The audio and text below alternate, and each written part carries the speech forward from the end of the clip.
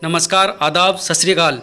तो दोस्तों, हम हाजिर हैं वुडपिकर स्टोरी सीरीज की एक और सच्ची घटना पर आधारित कहानी के साथ। ये कहानी है एक रिटायर्ड फौजी की। तो चलिए शुरू करते हैं।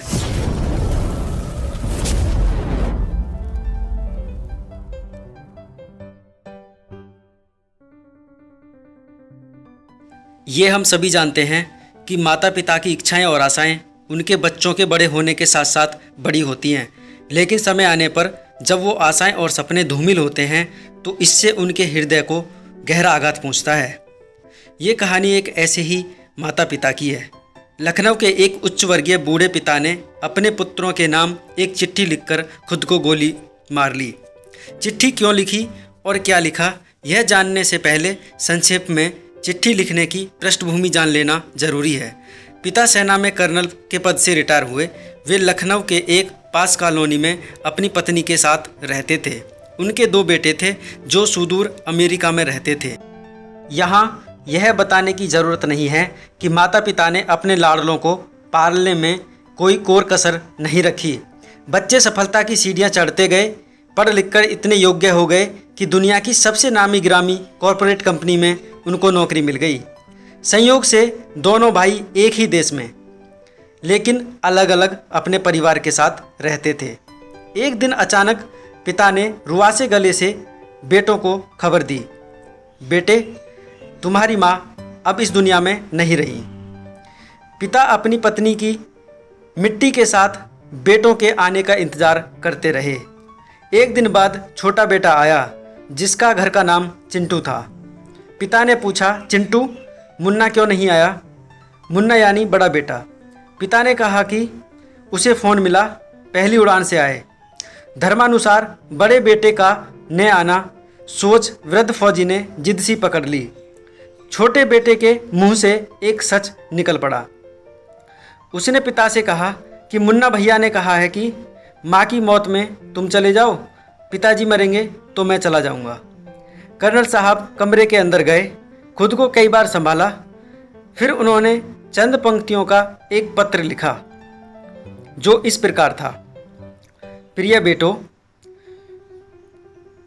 मैंने और तुम्हारी माँ ने बहुत सारे अरमानों के साथ तुम लोगों को पाला पोसा है, दुनिया के सारे सुख दिए हैं, देश दुनिया के बेहतरीन जगहों पर शिक्षा दी। जब तुम्हारी माँ अंतिम सांस ले रही थी तो मैं उसके पास था। वह मरते समय तुम दोनों का चेहरा एक बार देखना चाहती थी और तुम दोनों को बाहों में भरकर चूमना चाहती थी। तुम लोग उसके लिए वही मासूम मुन्ना और चिंटू थे। उसकी मौत के बाद उसकी लाश के पास तुम लोगों का इंतज़ार करने के लिए मैं था। मेरा मन कर रहा था कि काश तुम लोग मुझे ढांढस बंधाने के लिए मेरे पास होते। मेरी मौत के बाद मेरी लाश के पास तुम लोगों का इंतज़ार करने के लिए कोई नहीं होगा। सबसे बड़ी बात यह है कि मैं नहीं चाहता कि मेरी लाश निपटाने के लिए तुम्हारे बड़े भाई को आना पड़े। इसलिए सबसे अच्छा यह है कि अपनी माँ के साथ मुझे भी निपटा कर जाओ। मुझे जीने का कोई हक नहीं, क्योंकि जिस समाज ने मुझे जीवन भर धन के साथ सम्मान दिया, मैंने समाज को असभ्य नागरिक दिए। हाँ, अच्छा रहा कि हम अमेरिका जाकर नहीं बसे, नहीं तो सच्चाई दब जाती। मेरी अंतिम इच्छा है कि मेरे सारे मेडल तथा फोटो बटालियन को लौटा दिए जाएं तथा घर का सारा पैसा नौकरों में बांटा जाए।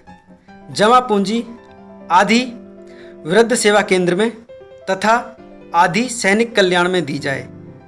तुम्हारा पिता। कमरे से ठाई की आवाज़ आई। कर्नल साहब ने खुद को गोली मार ली। यह क्यों हुआ, किस कारण हुआ, कोई दोषी है या नहीं, मुझे इसके बारे में कुछ नहीं कहना। हाँ, यह काल्पनिक कहानी नहीं है, यह पूरी तरह से सत्य घटना पर आधारित है। कर्नल साहब का खुद को गोली मारने का क्या कारण रहा, मुझे कमेंट बॉक्स में कमेंट करके ज़रूर बताइएगा।